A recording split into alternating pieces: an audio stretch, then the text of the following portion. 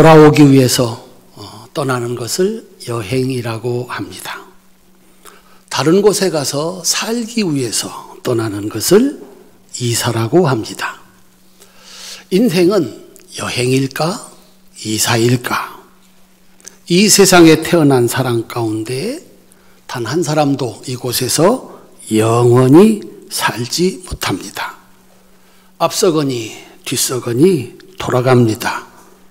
더군다나 올 때는 순서가 있었는데 갈 때는 순서도 없습니다. 보내신 분이 부르면 언제든지 즉시 가야 하는 것이 인생입니다. 그래서 인생은 여행이고 우리는 나그네라고 하는 사실을 알고 사는 사람이 지혜자입니다. 여행이든지 이사든지 보다 잘 살기 위한 노력입니다. 한 달의 여행을 마치고 돌아왔습니다. 집에 딱 들어서는 순간 한문 잘 모르지만 한 단어가 떠올랐습니다. 일장춘몽. 한 달 참 좋은 일이 많았습니다. 그런데 흔적도 없이 사라진 그저 봄날의 긴 꿈같이 그렇게 일상으로 돌아왔습니다. 인생 마침은 어떠할까? 인생의 마침도 그러하지 않을까? 인생을 다 살고서 돌아보니까 그저 봄날의 긴 꿈과 같았다. 사람들이 그래서 오늘 또 그 말을 이렇게 나누면서 삽니다. 인생 인장춘몽이다. 그럼 어떻게 살아야 될까? 사는 날들 동안 만나는 사람들과 더불어서 행복하게 살아야 됩니다. 여행길에 한 분이 기억이 남습니다. 참 좋은 분들, 순하고 착한 사람들을 만났습니다. 한 번은 엘리베이터를 이렇게 탔는데 아주 자그마한 할아버지가 저보다 한 10살은 더 먹어 보이는 것 같더라고요. 엘리베이터를 이렇게 타시는데 제가 결심을 했습니다. 내릴 때 저분 먼저 내려드려야 되겠다. 그분은 저를 보면서 생각을 했을 겁니다. 나보다 10살은 더 먹었겠구나. 머리 단장도 안 하고 그냥 이렇게 다닐 때니까 아마 그분은 저를 그렇게 봤을 겁니다. 내릴 때가 돼서 그분 먼저 이렇게 내리시라고 그랬더니 저를 이렇게 쳐다보면서 아주 낮은 목소리로 또박또박하게 고맙습니다. 야, 이 사람의 품격이라는 게 이런 거구나. 그런데 그분 다시 만날 수 있을까요? 그분 다시 만날 수 있을까요? 못 만날 것 같아. 그 여행길에 참 좋은 분들, 좋은 사람들 스쳐 지나가기도 하고 이렇게 얘기도 하고 했는데 다 지나가는 거예요. 우리 인생은 어떨까요? 여러분 다시 만날 수 있을까요? 어느 날 이사를 가고 어느 날 정말 우리 곁을 떠나기도 하는데 다시 만날 수 있을까?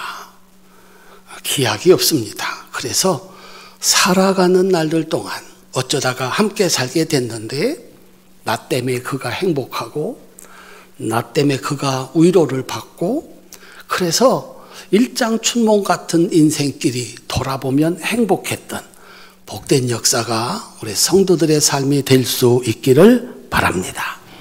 그런데 돌아오기 위한 여행도 아니고 살기 위해서 집을 떠나는 것도 아니고 그저 집을 떠나 한 곳에 정착하지 못하고 평생을 방황하고 끝내 돌아오지 못하는 것을 방랑이라고 합니다. 이번 여행길에 그런 사람 하나를 만났습니다. 조선시대를 대표하는 시인으로 인정받는 방랑시인 김삿갓이었습니다. 본명이 김병연입니다. 1807년에 태어나서 57세를 살고 세상을 떠났습니다. 선조시대 때 사람인데 조선 권력의 중심이었던 안동 김씨 집안 사람입니다. 그의 할아버지가 평안도 선천의 부사였습니다. 그야말로 명문 집안 사람입니다. 조선 말기 세상이 어지러워지고 1811년에 홍경래의 난이 일어났습니다. 그 할아버지 김익수는 이 홍경래 난을 진압하라는 명령을 받았습니다. 군대를 이끌고 출병을 했는데 오히려 홍경래에게 항복을 했습니다. 홍경래 난이 진압되고 김익수는 반역자가 되어서 집안이 순식간에 몰락을 했습니다. 그 아들은 화병으로 죽고 김병연의 어머니는 신분을 숨기고 영월로 숨어들어서 아들 병연이를 키웠습니다. 이 김병연은 어렸을 때부터 신동이라고 불릴 만큼 총명했답니다. 20살이 되었을 때 숨어 살던 영월에서 열린 백일장에 출정을 해서 탁월한 글솜씨로 장원을 했습니다. 그 제목이, 그가 쓴 시의 제목이 가산군수 정씨의 충절을 논하고 선천부사 김익순의 죄가 하늘에 닿는 것을 탄식한다라고 하는 시였습니다. 내용은 홍경래 난을 진압하는 과정에서 장렬하게 죽은 정씨는 만고의 충신이고 항복한 김익수는 만번을 주고 마땅한 죄인이라고 조롱하는 내용이었습니다. 장원을 하고 자랑스럽게 돌아온 아들에게 어머니는 바로 그 김익순이가 할아버지였다는 사실을 알려주게 됩니다. 김병연은 집을 떠납니다. 조상을 욕보였으니 하늘이 부끄럽고 여기서 살자니 사람이 부끄러워 삿갓을 쓰고 금강산에서부터 조선 팔도를 방랑하면서 시를 쓰는 방랑시인 김삿갓이 되었습니다.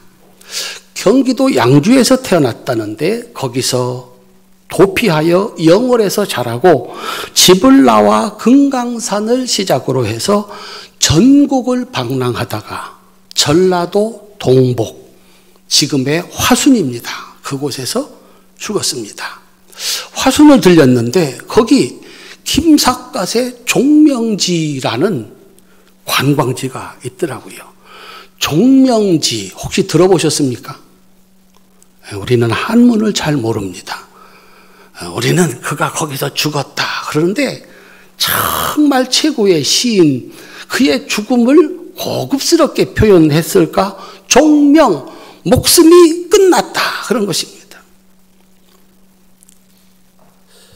병든 방랑 시인이 자기 마을에 찾아왔을 때 그를 그저 자기 집을 내어주어서 살게 하고 그가 죽었을 때 장사를 지내준 사람들, 그의 후손들은 돌에다가 그 유명한 명시를 적어서 마을을 아예 장식을 했습니다.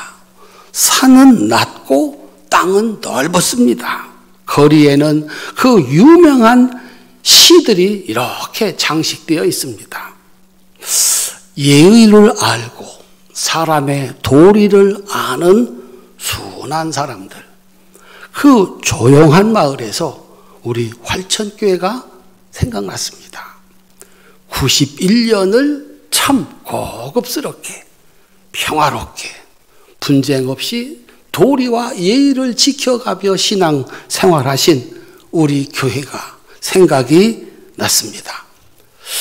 죽음 대신 항복을 선택했던 할아버지의 선택, 할아버지의 일을 숨겼던 어머니의 선택, 그것을 알고 집을 떠나 갓을 쓰고 세상을 방랑하였던 김병연의 선택, 그리고 그 나그네를 잘 대접한 사람들과 그의 후손들이 만들어낸 이야기입니다. 우리 교회는 사순절 기간인 지난 한 달 동안 신약 통독으로 새벽 강단을 지켰습니다. 신약 성경을 딱 열면 마태복음 1장 1절은 이렇게 시작합니다. 아브라함과 다윗과 그리스도 예수의 세계라 족보 이렇게 나옵니다. 아브라함이 시작했고 다윗이 꽃을 피웠고 예수님이 열매를 맺은 믿음의 족보. 그래서 마태복음 1장 17절은 이렇게 기록하고 있습니다. 우리 같이 한번 읽어보시겠습니다. 그런즉 모든 대수가 아브라함으로부터 다윗까지 14대요 다윗부터 바벨론으로 사로잡혀 갈 때까지 14대요 바벨론으로 사로잡혀 간 후부터 그리스도까지 14대더라. 아멘. 14대 14대 우연일까요? 세상의 주인은 하나님이십니다. 그 하나님이 역사를 만들어 가시는 줄로 믿으시기를 바랍니다. 도합하면 42대 2100년쯤을 달려서 만들어낸 위대한 역사입니다.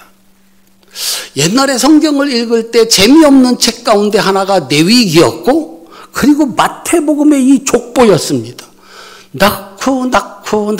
낳고 그런데 오늘 우리는 이 낳고 또 낳았다는 이 재미없는 신약의 시작인 예수님의 족보가 얼마나 어려운지를 새삼 알게 하는 시대를 살아가고 있습니다.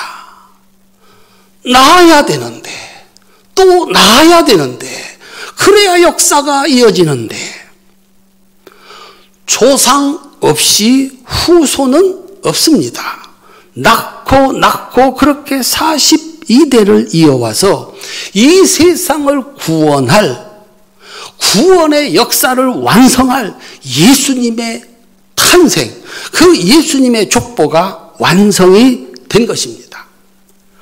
더 중요한 것은 단순히 혈통의 계승도 어려운데 하나님을 믿는 믿음의 계승입니다.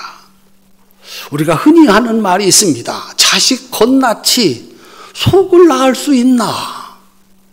내가 하나님을 잘 섬겼는데 자식도 하나님을 잘 섬겨주어야 되겠는데 이것이 쉽지 않은 겁니다. 그런데 이 믿음의 역사는 혈통의 역사를 넘어서는 믿음의 역사입니다. 믿음이 없는 자식이 이 믿음의 역사를 이어갈 수는 없습니다. 하나님은 이 역사를 만들어감에 주저함이 없습니다. 이스라엘 땅을 다 찾아봤습니다. 하나님만 믿는 여자 없을까? 없었습니다. 그래서 하나님께서 자기 나라를 배신하고서라도 하나님을 믿는 하나님 제일주의 신앙을 가진 여리고의 기생 라합을 데려다가 이 믿음의 역사를 이어가게 합니다. 세월이 또 흘러갔습니다. 아무리 뒤져봐도 하나님을 잘 믿는 여자가 없습니다. 그래서 이번에는 모압 땅으로 갔습니다. 홀로 남겨진 시어머니의 하나님을 믿고 자신의 모든 것을 버리고 하나님 백성이 되겠다고 하는 모압 여자 룻을 데려다가 자식을 낳게 하고 믿음의 역사를 이어갑니다. 맨 마지막에는 자신의 명예와 목숨을 걸고 하나님을 믿는 요셉의 정원자 마리아의 믿음으로 족보를 완성해 갑니다. 그래서 예수님의 족보는 혈통이 아닌 아브라함과 다윗의 믿음을 이어가는 족보입니다.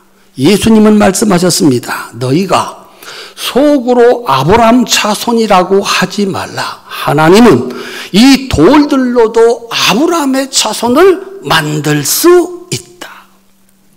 사람들이 교회 걱정을 참 많이 합니다. 이제 우리 교회 큰일 났다. 우리나라 교회 큰일 났다. 이러다가 문 닫는 거 아닌가. 우리 사랑하는 성도님들, 우리 교회가 91년의 역사를 어떻게 이어왔을까요? 앞으로 이 교회 역사는 어떻게 이어갈까요? 한번 따라 하시겠습니다. 교회 걱정하지 말고 네 걱정이나 해라. 우리 성도님들, 나 같은 사람, 이 돌멩이 같은 사람도 불러서 하나님의 백성, 아브라함의 자손으로 만들 수 있는 분이 하나님이신 줄로 믿으시기를 바랍니다. 오늘 또 한 분이 뜻깊은 날 등록을 하셨습니다. 우리 교회 신자가 됐어요. 오늘 우리 어린아이부터 청년이 세례를 받습니다. 우리 교회 신자가 됩니다. 하나님은 돌멩이 같은 사람이라도 불러서 하나님의 일을 시킬 수 있는, 교회의 역사를 이어갈 수 있는 분이라는 사실을 믿으시기를 주님의 이름으로 축원합니다. 자손은 유전인자가 같아서 자손입니다. 아브라함처럼 살아야 그의 자손입니다. 다윗처럼 살아야 그의 자손입니다. 하나님은 돌멩이 같은 자손, 사람들로도 아브라함의 자손, 다윗의 자손을 만들어갈 수 있습니다. 오직 하나님을 믿는 믿음이면 하나님은 그 믿음을 가지고 역사하시는 줄로 믿으시기를 바랍니다.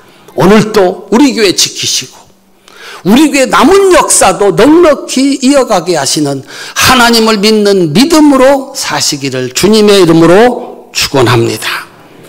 조상은, 부모님은 나의 선택이 아닙니다. 내가 태어나 봤더니 그분이 아버지고 그분이 할아버지입니다. 그런데 그곳에서 그런 삶을 사는 것은 내 선택입니다. 태어나 보니까 아버지가 우상을 만들어서 팔아서 먹고 사는 대라입니다. 사람들은 그렇게 얘기를 합니다. 될 대로 되라. 이럴 때는 웃으셔야 됩니다. 저는 더 재미난 얘기를 할 재주가 없습니다. 그저 신이 어디 있어? 내가 깎아서 만들어 팔아먹고 살면 되는 거지. 될 대로 되라. 어떻게 해야 되나? 아버지가 하는 대로 나 따라 살아야 되나? 그러면 어떻게 될까? 데라의 막내 아들 하라는 아버지보다 먼저 죽습니다. 그 남겨진 아들 롯은 불신앙으로 저주를 받습니다. 둘째 나홀은 흔적도 없이 사라집니다.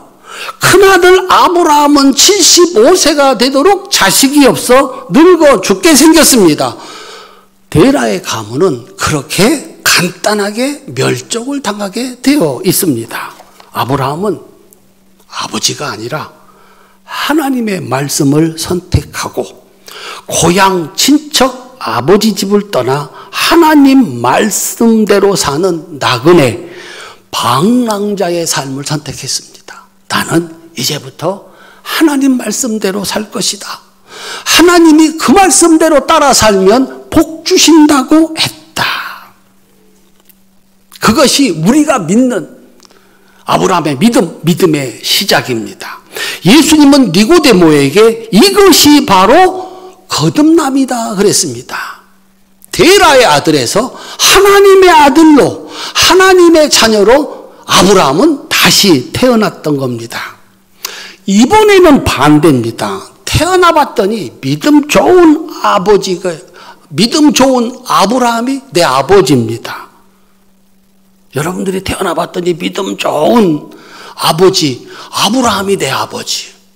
어떻게 그분을 따라 사시겠습니까? 대답을 하셔야 설교가 진행이 됩니다. 내 아버지가 아브라함이에요. 따라 하시겠습니까? 어찌 하시겠습니까? 따라 하신다. 대답 잘 하셔야 됩니다. 그 아버지가 어느 날 너 하나님이 말씀하시기를 모리아산에서 죽어 제물이 돼야 된다라고 말씀을 하십니다. 어떻게 하시겠습니까? 아버지가 하나님 말씀을 따라 나를 제단에서 죽여서 제물로 드리겠답니다. 아들 이삭은 그 아버지의 말씀, 하나님이 명령하신 아버지의 말씀을 따라 모리아산에서 죽는 것을 선택했습니다. 그랬더니 하나님께서 아브라함에게 주신 복, 너를 축복하는 자, 너처럼 사는 자, 내가 너처럼 복을 줄 것이고 만약에 너처럼 안 살면 저주를 받을 것이다 라고 하신 그 말씀대로 아들 이삭은 아브라함처럼 하나님을 믿어서 아브라함에게 주시겠다 약속한 그 축복의 계승자가 되었습니다. 선택입니다. 오늘이 종려주일입니다. 예수님은 누구인가? 그날 이번 주 금요일이 예수님이 십자가에 못 박혀 돌아가시는 날인데 오늘 성전에 이렇게 들어오십니다. 그때 예수님에 대한 이해는 두 가지였습니다. 어떤 사람들은 예수님은 죽여야 되는 사람이다. 예수님은 그 예수님을 믿고 따라가야 할 사람이다. 예수님을 그렇게 두 가지로 사람들은 이해했습니다. 그래서 예수님을 따라온 사람들은 10절에서 이렇게 외쳤습니다. 따라합시다. 호산나 다윗의 자손이여. 호산나 다윗의 자손이여. 호산나 우리를 구원하소서. 당신은 우리를 구원하러 하나님이 이 땅에 보내신 다윗의 자손 메시아이십니다. 우리를 구원해 주십시오. 예수님을 따라온 사람들, 3년 동안 예수님을 따라다니면서 경험하고 예수님으로부터 은혜를 받은 사람들, 이분은 하나님이 나를 구원하라고 우리를 구원하라고 보내신 메시아이시다. 그렇게 외치고 있는 겁니다. 그런데 11절에 보면 그 성 안에 있던 그 많은 사람들, 유월절을 지키기 위해서 온 세상에서 올라왔던 사람들은 뭐라고 얘기를 합니까? 나사렛에서 나온 선지자 예수. 예수라는 이름이 많은데 그 중에 이 사람은 나사렛에서 태어난 사람, 나사렛 예수다. 이 사람은 선지자다. 엘리야처럼, 세례요한처럼 혹은 예레미야처럼 우리에게 하나님의 말씀을 가르쳐 주는 사람. 우리 사랑하는 성도님들, 여러분들에게 그날 그곳에 있었던 사람들처럼 우리도 예수님에 대한 이해를 해야 되겠는데, 예수님은 나에게 어떤 분이신가? 다윗의 자손 예수여, 나를 구원하소서. 예수님은 나를 구원해 주실 분이다. 예수는 십자가에 못 박아 죽여야 될 존재다. 우리 사랑하는 성도님들, 선택을 해야 합니다. 하나님 말씀했습니다. 떠나라. 떠나라. 즉시 떠나라. 여기 머물면 죽는다. 소돔과 고모라입니다. 우리 사랑하는 성도님들이 하나님이 떠나라 하실 때 떠나야 하는 곳이 있습니다. 아직도 저녁에 술집에 앉아 있다면 벌떡 일어나 떠나셔야 됩니다. 거기 앉아 있으면 날 밝으면 죽는 겁니다. 여기 아니다. 떠나셔야 됩니다. 거기 아니다. 떠나셔야 됩니다. 거기 더 있으면 죽습니다. 그런데 하나님께서 여기 머물러라 하는 곳이 있습니다. 아무리 힘들어도 여기 머물러라. 약속의 땅 가나안, 원수들이 득실거리는 예루살렘, 여기서 기다려라. 그래서 하나님이 약속하신 것을 받아라. 사랑하는 성도님들, 그래서 이사를 가는 겁니다. 여기 아니고 저기다. 여기 틀렸다. 저기가 희망이 있다. 한 여자는 5 남자를 갈아치웠습니다. 이 남자 틀렸다. 살아보니까 이 남자 틀렸다. 저 남자 괜찮은 것 같은데 그 남자하고 살았습니다. 이 남자도 틀렸다. 참 용기 있는 여자입니다. 그래서 5을 갈아치웠고 6번째 남편하고 삽니다. 예수님 만났습니다. 6번째 남편도 내 마음에 들지 않지? 예. 예수님이 뭐라고 말씀하셨습니까? 한번 따라합시다. 네가 틀렸다. 네가 틀렸다. 5 남자, 6 남자 다 나름대로 훌륭한 남자들이었다. 네가 틀렸다. 그래서 그 여자가 예수님 만나고 나서 구원받았습니다. 내가 틀렸구나. 선택하셔야 됩니다. 여기 죽을 땅이면 떠나셔야 됩니다. 여기 살 땅이면 목숨 걸고 그 자리에 앉아 있어야 됩니다. 그래서 그날 누구는 예수님을 십자가에 못 박아 죽여라 외치는 사람들이 있었고, 누구는 예수님 나를 구원해 주세요라고 외치는 사람들이 있었습니다. 그러면 예수님은 당신을 스스로 뭐라고 정의하고 있었을까? 나는 누군가? 한번 따라 하실까요? 나는 누군가? 예수님은 이렇게 자신을 정의했습니다. 나는 아브라함과 다윗의 자손이다.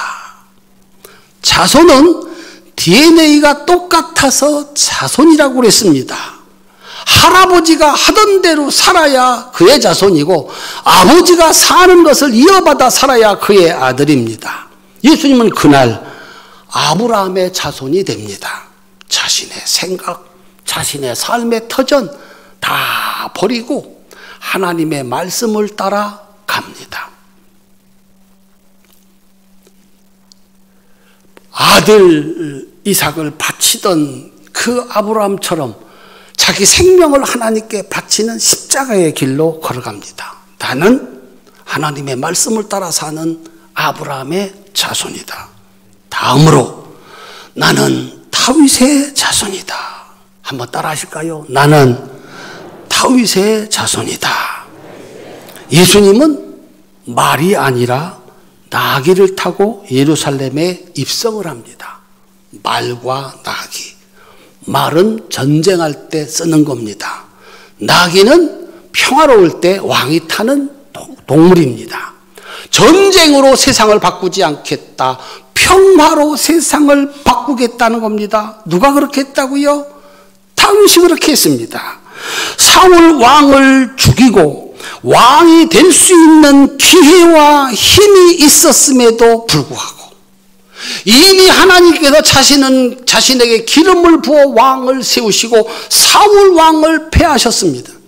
그 사울 왕이 자기를 죽이려고 쫓아다닐 때 그 사울 왕을 죽일 수 있는 2번의 기회가 있었습니다. 그런데 다윗은 그 힘을 쓰지 않고 하나님께 맡겼습니다. 예수님이 힘이 없어서 지금 십자가에 못 박혀 돌아가시러 가겠습니까? 예수님은 힘이 있는데 그 힘을 쓰지 않고 그 힘으로 자신이 해야 할 일을 하고 있는 다윗의 자손이 됩니다. 우리들은 오늘 또 그날과 다름없는, 그날 예루살렘 성전과 다름없는 세상에서 살아가고 있습니다. 참 어지러운 세상, 죄로 망하는 세상을 보고 있습니다. 자신들이 가지고 있는 힘을 가지고 우리나라 침략해서 빼앗고 죽이고 끌고 가고 그런 일본 영원히 용서할 수 없다. 어때요? 여러분들은 용서하시겠습니까? 힘을 가지고 작은 나라 전쟁을 일으켰다고 러시아를 비난합니다. 어떻게 이 계명천지에 21세기에 이런 일이 있을 수 있나? 저것도 정말 사람인가? 그렇게 온 세상 사람들이 힘을 가지고 다른 사람 빼앗고 죽이고 함부로 하는 사람들을 비난합니다. 그런데 야당들은 많은 의석의 힘으로 자신들이 원하는 법안을 밀어붙이고 있습니다. 우리의 삶이 막 바뀝니다.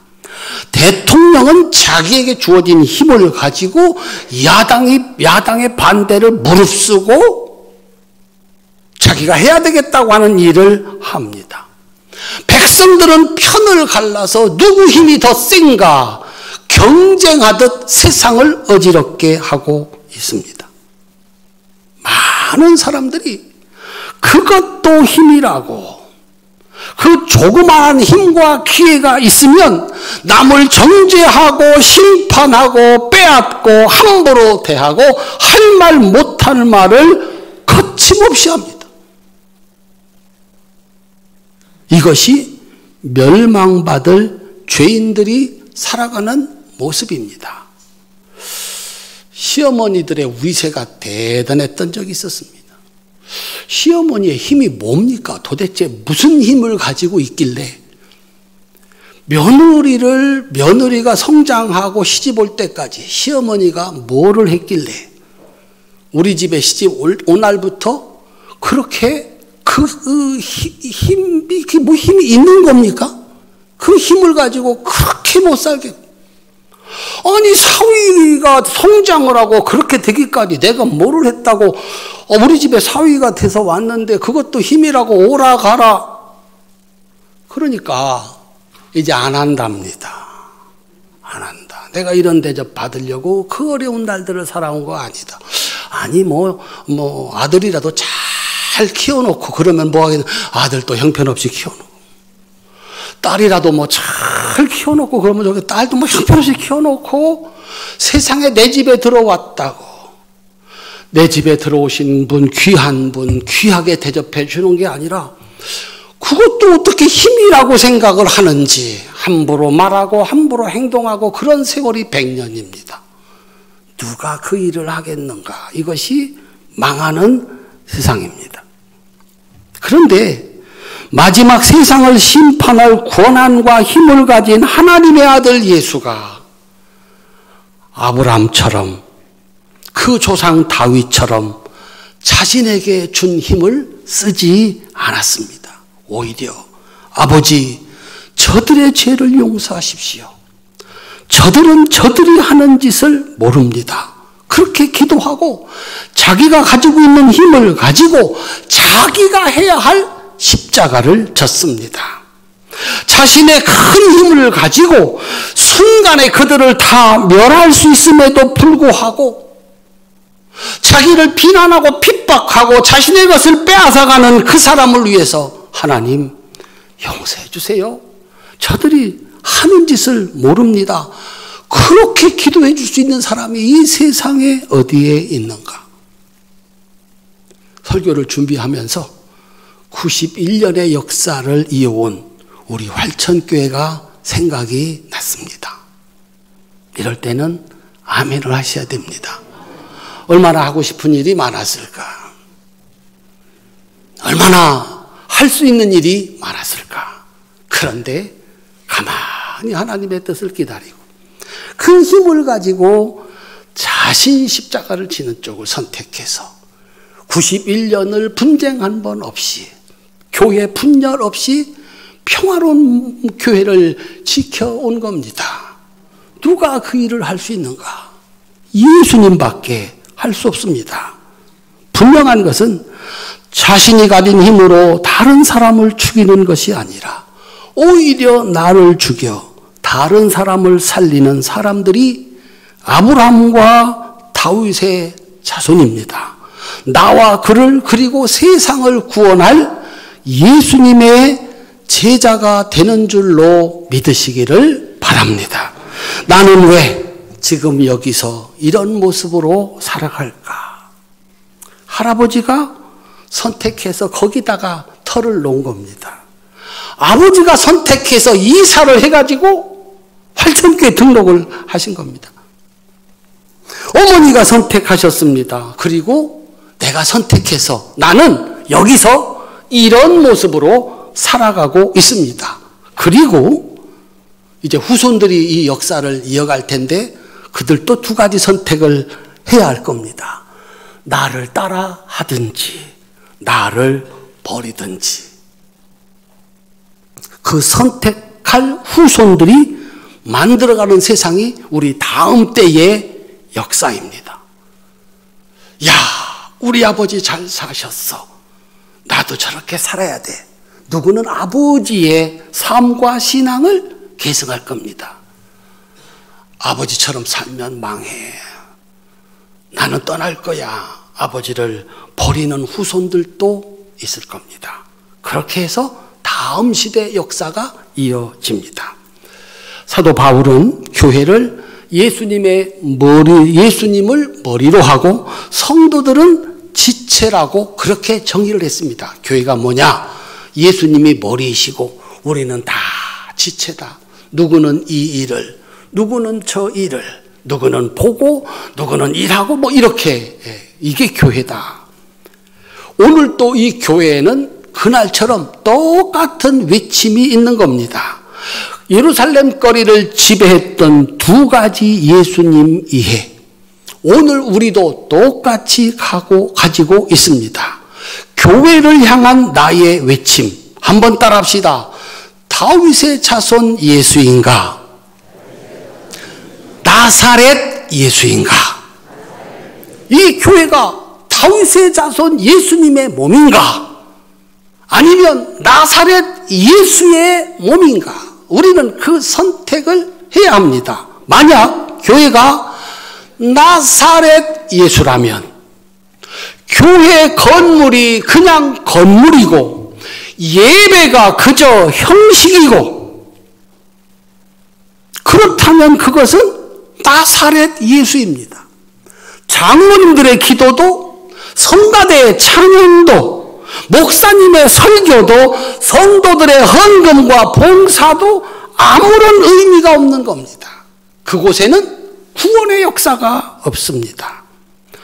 거기 와서 자기의 뜻을 이루려고 하는 곳이라면, 예수님이 자기의 소원을 들어주지 않으면 예수님이라도 십자가에 못 박는 죄를 짓는 곳이 되고 맙니다.